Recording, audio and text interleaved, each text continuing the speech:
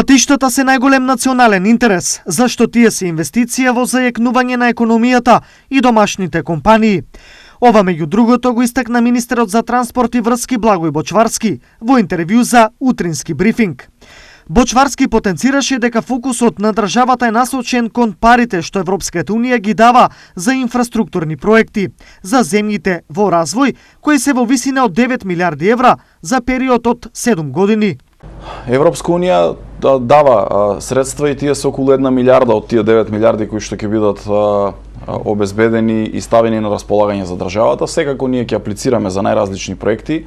Овде пред се железничката пруга кон Бугарија и кон Албанија. И секако ние за тие пари ќе се бориме, ќе ги искористиме. Важно е тие пари да се вложат и во инфраструктура и во обновливи извори на енергија, во сите проекти кои што значат бенефит, поголем бруто национален доход и така натаму и така натаму. Со што ќе го покачиме капацитетот на државата, ќе ги вбризгаме парите во домашната економија. Во однос на законот за легализација на дивоградби, особено во најспорниот дел за легализација на објекти во заштитени подрачја, Бочварски со следнава изјава. Поред првиот закон кој што беше поднесен, објект во заштитено подрачје, освен тоа што треба да поднесе елаборат сите документи во општина, треба да добие и согласност од Министерство за животна средина како една заштита за тоа дали тој објект прави влијание штетно врз животната средина или не. Тоа беше во тој закон.